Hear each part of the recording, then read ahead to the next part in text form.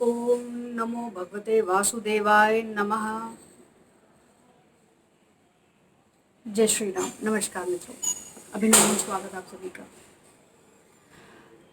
प्रत्येक माह में यानी कि हर महीने में दो एकादशियां होती हैं, एक कृष्ण पक्ष में और एक शुक्ल पक्ष में। मतलब हुआ कि पूरे साल में 24 एकादशी होती हैं। बहुत से लोग ऐसे भी हैं जो एकादशी का व्रत करते हैं और बड़ा महत्व है एकादशी के व्रत का। लेकिन कुछ लोग ऐसे भी हैं जो व्रत नहीं कर पाते या उनको प्रत्येक माह की एकादशियों का पता ही नहीं चलता। वो लोग क्या करें, वो इसका लाभ कैसे उठाएं? निर्जला एकादशी, जो ज्येष्ठ माह की शुक्ल पक्ष की एकादशी को ये व्रत किया जाता है। निर्जला एकादशी, जैसे कि नाम से ही पता चलता है, निर्जल यानी बिना जल के। इस एकादशी पर बिना अन्न बिना जल के ये व्रत किया जाता है। इसका क्या महत्व है, क्यों किया जाता है ये व्रत, इसके बारे में एक कथा है, बड़ी प्रचलित है। इसके बारे में भी हम चर्चा करेंगे। उससे पहले हम ये जानते हैं कि एकादशी के व्रत का महत्व क्या है, इससे हमें क्या लाभ हो सकता है। एकादशी का व्रत भगवान विष्णु की प्रसन्नता के लिए किया जाता है, वैकुंठ की प्राप्ति के लिए किया जाता है। जब तक हम इस पृथ्वी पर रहते हैं, इस कर्म भूमि पर रहते हैं, धन धान्य की वृद्धि के लिए, घर में सुख शांति समृद्धि के लिए ये व्रत किया जाता है। इस व्रत को करते समय यानी एकादशी के दिन चावल को त्यागा जाता है, चावल का ग्रहण नहीं किया जाता। अब जानते हैं कि इस व्रत को क्यों किया गया, निर्जला एकादशी का व्रत क्यों इतना महत्व रखता है। जैसे कि प्रत्येक एकादशी का अपना एक अलग अलग नाम है, जैसे कोई पुत्रदा एकादशी है, कोई देव उठनी एकादशी है। इसी प्रकार ज्येष्ठ माह की शुक्ल पक्ष की एकादशी का नाम निर्जला एकादशी है। और ये कैसे पड़ा?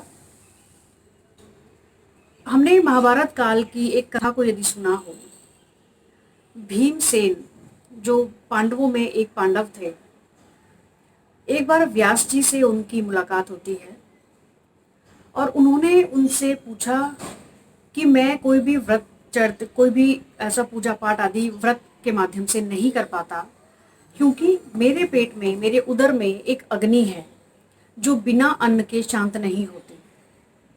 मैं जब तक भोजन ना करूं, मेरा उदर में उस अग्नि का वास रहता है। मुझे क्या करना चाहिए? व्यास जी ने भीमसेन को एक बड़ी ही सुंदर एकादशी के व्रत के बारे में वर्णन किया कि निर्जला एकादशी पे, यदि ज्येष्ठ माह की शुक्ल पक्ष की एकादशी को यदि आप ये व्रत करते हैं तो आपको पूरी 24 एकादशियों के व्रत का फल मिल सकता है।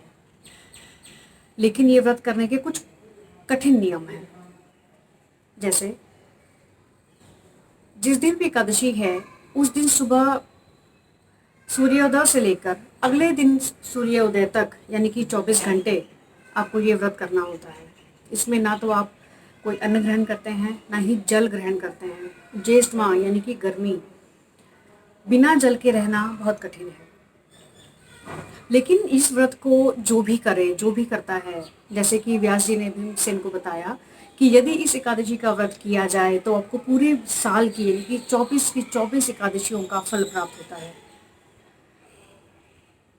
अब इसको यदि हम नहीं कर पाए, क्योंकि एक निवेदन आप सभी से ये है कि इसका महत्व तो बहुत है, लेकिन आज के परिवेश में क्या हम सभी इतने मजबूत हैं?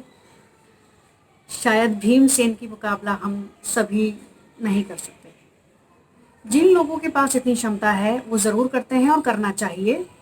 लेकिन जो लोग थोड़े दुर्बल हैं, निर्बल हैं, शारीरिक रूप से इतने स्ट्रांग नहीं हैं, तो इतनी ज़्यादा गर्मी के अंदर आपको ये व्रत नहीं करना चाहिए। उसके लिए आप और क्या करें, आप इस एकादशी पर जल का दान करने का बड़ा महत्व है। जो लोग व्रत नहीं कर पाते वो जल का दान करें। कैसे करना होगा? ये प्रचलित चीज़ें हैं। इस दिन कुछ चीज़ें प्रचलित हैं दान करने के लिए, जैसे कि हम झलने वाला पंखा लेते हैं जिसको हाथ से झला जाता है, साथ में एक खरबूजा रखते हैं, एक बड़ा सा मटका जल से भरा हुआ, साथ में थोड़ा कुछ भी मीठा जैसे शक्कर हो जाए, गुड़ हो जाए, बूरा हो जाए, खांड हो जाए, देसी खांड जो होती है, जो भी आपके पास मिल जाए। आजकल प्रचलन में है कि कुछ लोग शरबत रखते हैं। शरबत भी मीठे के रूप में रखा जाता है कि पानी को बिल्कुल ऐसे ना छोड़कर थोड़ा सा मीठा उसमें मिलाया जाए। उस मटके पर, उस घड़े पर चारों ओर आप एक कपड़े को लपेट दें, कोई भी कॉटन का सूती कपड़ा साफ सुथरा, उसके चारों तरफ आप लपेट दें, उसको भी गीला रख सकते हैं जिससे कि वो शीतल रहे। उसका पर्पस है उसको शीतल रखना, जो उसके अंदर का जो जल है वो शीतल रहे। ये सभी चीज़ें एकत्रित करके आप किसी भी ज़रूरतमंद लोग को, जो भी आपके आसपास मिले, आप उनको दान कीजिए, मंदिर में दान कीजिए। जो भी आज के कोरोना काल में आप कर सकते हैं वो करें। इसका बड़ा महत्व है। अब इसके पीछे का एक छोटा सा लॉजिक जानते हैं कि क्यों करें ये सब। कुछ चीज़ों को करने के पीछे मंशा केवल इतनी होती है कि हमारे हाथ से कुछ दान हो, हम दूसरों का कुछ भला कर सकें।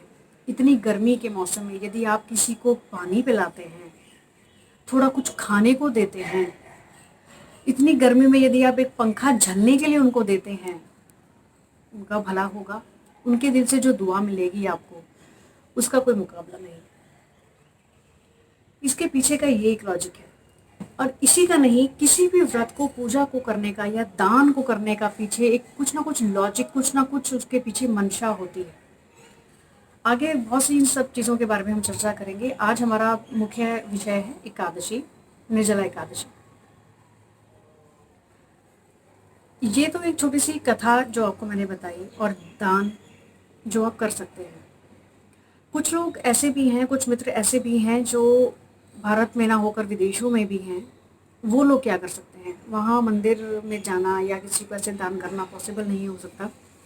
उनके लिए एक छोटी सी बात, आप कुछ भी अमाउंट, जो भी आपको ठीक लगे, उसको अपने से ऊपर से 3 बार घुमाकर निर्जला एकादशी के नाम का रख दीजिए। जब भी वहाँ मंदिर खुले, आप उनको मंदिर में दान कर सकते हैं। इन सब चीज़ों के पीछे भावना का होना अत्यंत आवश्यक है।